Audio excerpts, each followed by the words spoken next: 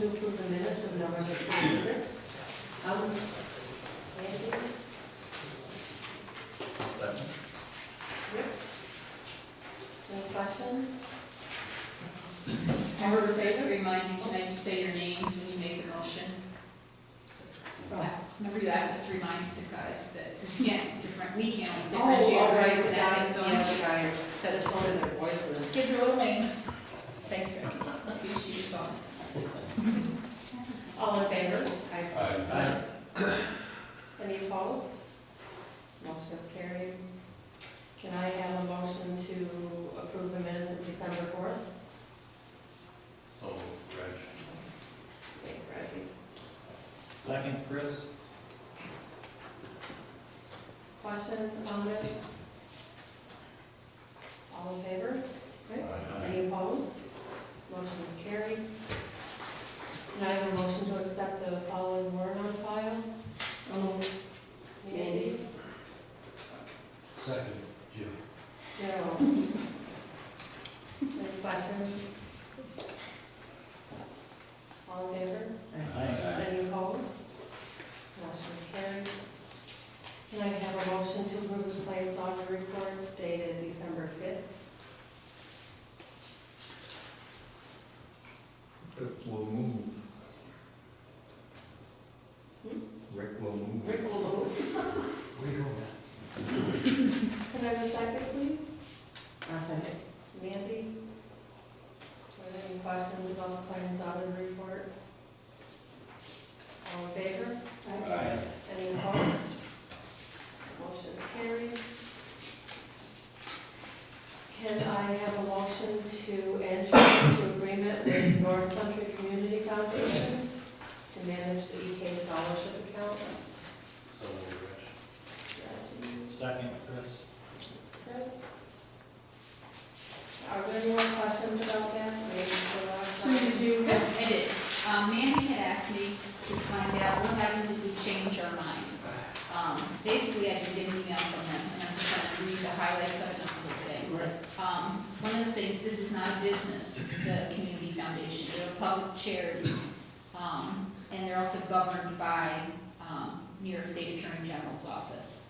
But it is an irrevocable contract because you are in essence giving a gift to them. But they're a nonprofit charitable organization. So you cannot basically take it back. What happened in one time was Yeah. that they folded. They had 40 million in assets, I don't know how They can- Anybody, What do you think of that? I was saying anybody, right, well, they do have an 83-year track record. Are they insured? I can't answer that, I would be shocked if they weren't, but I can't say yes. That's a good question. Yeah, I think we need to. Okay, so are they insured? Actually, I'm gonna type Randy while we're meeting for Joan, because he seems to check his email every 10 minutes. So he might be answered by the time we're still here. So that's interesting, that, is it that unique for a charitable organization that once you enter into a contract with them, it's kind of irrevocable? Well, I wondered how they do it. I mean, if you give it to them and they invest it, how can they really give it back? Do they calculate the interest that certain account accrued? Or apparently just all, Yes. Take a 401K, right? That's what it sounds like. no, so that's Each why one I, is accrued individually. right. So setting up a 401K account is what I kind of fashioned it It's to. very simple. Yeah, you keep track of your investment and profit and loss or loss. Well, I would think, well, if They're not an investment service. Right. Right. That's why they probably tax. Are we saying that all future people that chose to will money to the school, Well, will they have to go through this?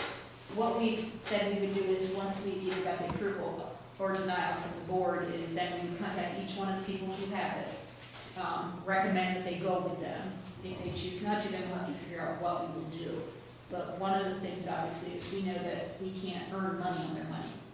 And that does go against what some of the people put into their, contracts, so to speak.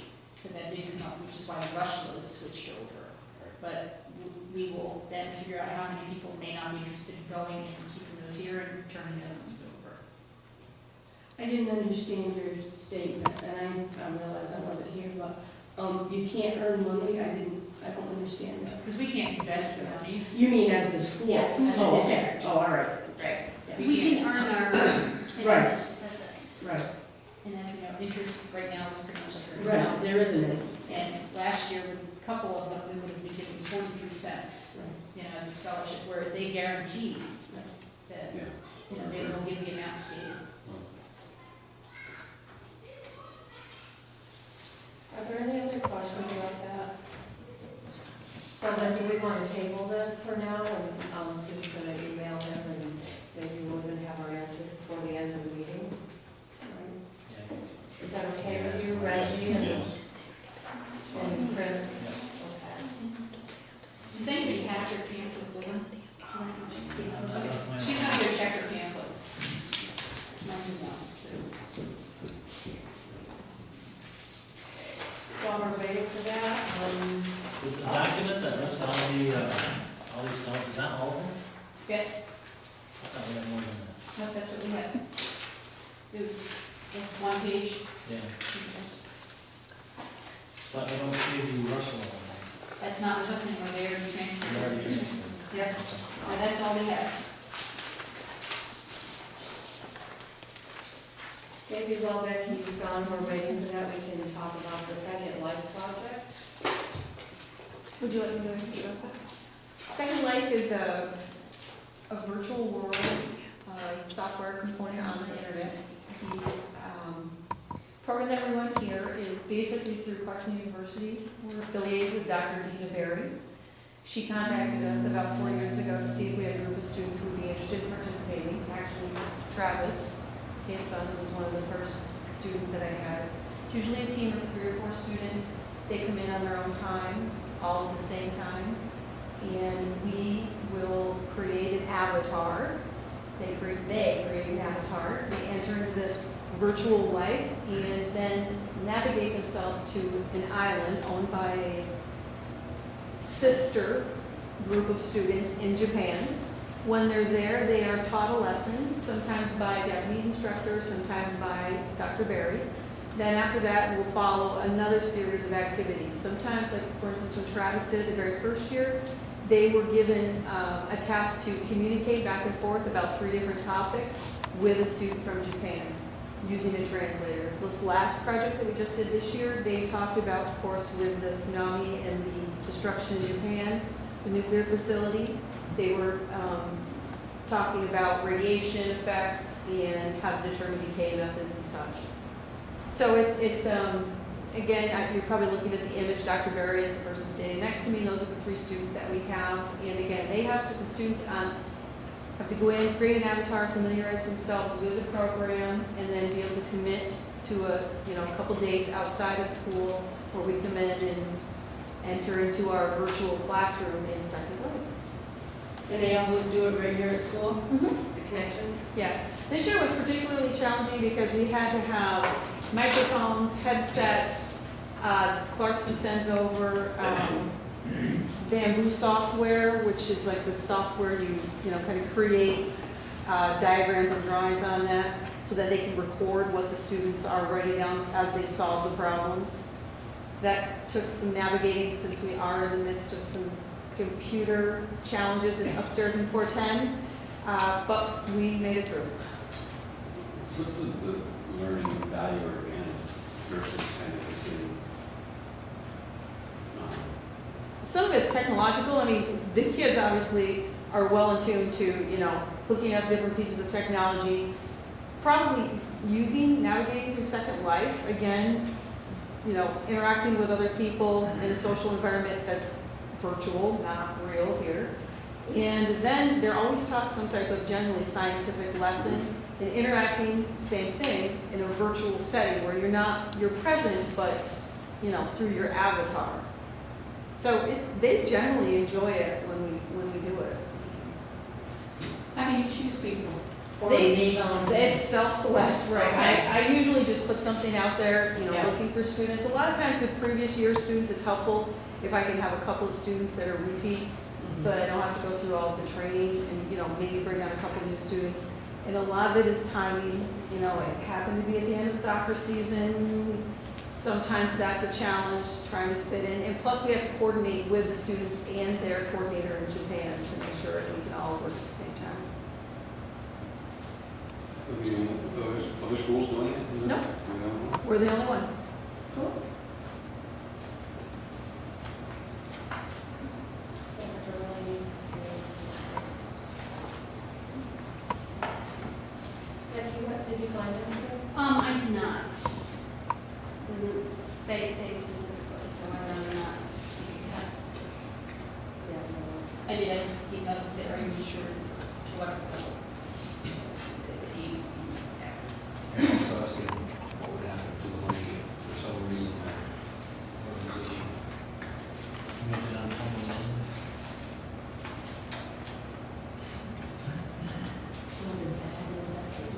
say, they get a federal bailout, or anything, they. Well, I don't think you have something here. So we get that. Right. So I guess the next thing, that we didn't talk about is the fund balances. Yeah, I just wanted to give you an overview of what we have for fund balances. I figured that what they could be used for would be foreign to everyone, so I did include that. One thing, we do have a tax cert reserve, which is for if there was any property tax disputes that they were overassessed.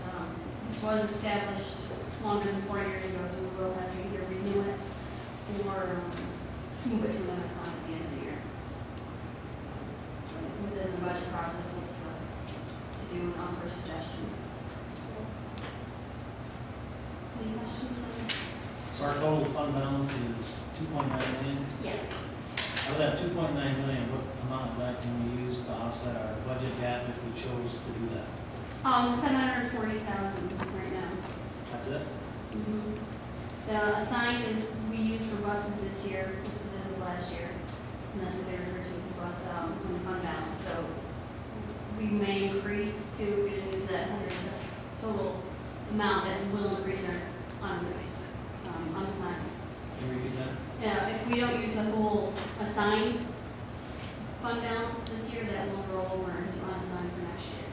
So that So would make it's it, possible that to increase. that would increase it to 1.4 if that was the case. Yeah. So last year, I don't remember seeing this list where it was broke out. Is it because I didn't pay attention or because we didn't have it? Probably, it was on the trial balance. Wasn't that what Carol was working on, creating reserves where we didn't have them, that they were legal? Yeah, they may not have been the success, that's right, she did increase the reserves, I forgot about that. Because we're only supposed to have a 4% reserve. Right. I remember hearing. Right now, we're at 6%, and I think Tom Pete said we were at 16 last year. So she probably did create a lot of these, so that might be why you didn't see them. So last year, when we kept hearing this reserve fund budget balance of 3.some million, we really couldn't have used all of that if we wanted to. Right? Am I correct? I'm not sure of the circumstances last year, but probably. In case, let's say some of our gap, should be talking about gap, let's just say hypothetically, if we did have a gap, some of that was, let's say, employee benefit related, then you could pull out an employee benefit reserve to cover that specific cost. Yes. So some of that could Okay. be tapped into if felt appropriate. That makes sense. Let's hope we don't do that. Right. I'm sure we're doing.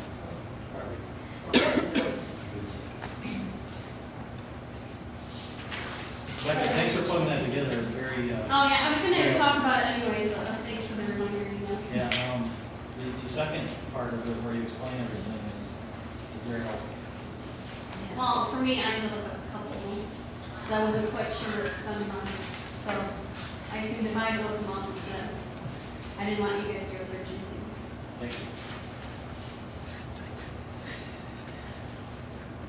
It's a lot better, good information. Yes. Yeah. Okay. Well, we want to do the principal reports? I'll do mine and then I'll go take Amy's.